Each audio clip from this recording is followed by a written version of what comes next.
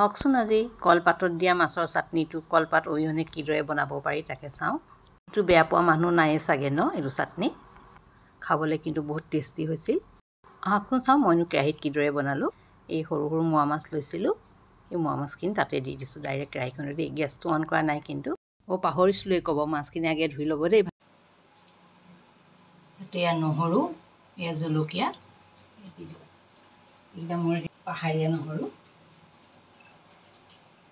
জলকীয়াটো অকণমান সৰহকৈ দি দিব।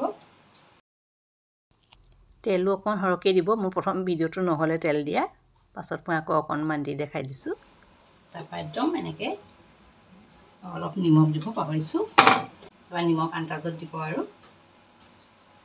নাই এয়া দেখিছে নহয়, এয়া এনেকৈ দি দিছোঁ। দি পেলাই অকণ লৰাই দি ঢাকনাখন মাৰি গাপটো হাৱাটো ওলাব নোৱাৰিব লাগিব, এনেকৈ গাপ খোৱা ঢাকনা এখন দিব।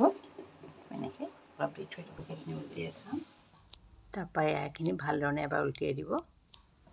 এইখন মোৰ অকল এনেকৈ কিবা কিবি পোৰা বা ভজা কেৰাহীয়ে হয়, সেইকাৰণে অকণমান তলত লাগি ধৰা নিচিনা হৈছে।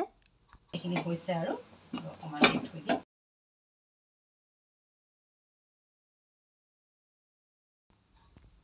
আকৌ এবাৰ এয়া লৰাই চাইছোঁ, এবাৰ হৈ গ'ল।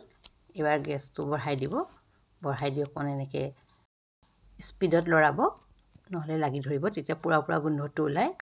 এইখিনি হৈ গ'ল। এতিয়া ধুনীয়া পোৰা পোৰা গোন্ধ এটা ওলাইছে, এয়া দেখিছেনে এনেকুৱা হৈ গৈছে। এতিয়া মই এইখিনি নমাই থ'ম, গেছ অফ কৰি দিলোঁ। তাৰপৰা এনেকুৱা প্লেট এখনতে মই এইখিনি উলিয়াই ল'লোঁ। দেখিছে মাছবোৰ গোটা গোটা হৈ আছে ন, জলকীয়াও গোটা হৈ আছে। এয়া মই পিঁয়াজ সৰু সৰুকৈ কাটি ল'লোঁ, মই এতিয়া ইয়াত দি দিম। তাৰপৰা আপোনালোকে যদি খাওঁ বুলি ভাবে এইদৰেও এনেকৈ খাব পাৰে, কিন্তু যেনেকৈ চাটনি বনাইছোঁ ন, এইদৰে খাই ভাল নালাগিব, অলপ ভাঙি দিব লাগিব। জলকীয়া গোটা হৈ আছে ন, মই তাক অকণমান এতিয়া ভাঙি দিম। মই এই খুন্দনা বাইডাল লৈছোঁ সৰু, সেইডালে মই একদম লাহেকৈ দি, বেছি জোৰ নিদিব, নহ'লে প্লেটেই ভাঙিবগৈ ন। এইদৰে লাহেকৈ ভাঙি দিবচোন, তেতিয়া বহুত মজা লাগে খাই।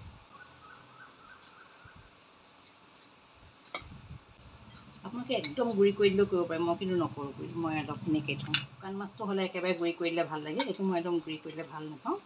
জলকীয়া অকণ সৰহ দিব দেই, মই জলকীয়া পূৰা ভাঙি দিছোঁ। এতিয়া ইয়াত কি দিম জানেনে, লাষ্ট মই একদম বহুত টেষ্টি বস্তু এটা দিম, সেইটোতো আৰু মেইন টেষ্টি সেইটোতে আহিব আৰু। কি গম পাইছেনে আপোনালোকে, এইটো ৰ'ব দেখাই আছোঁ।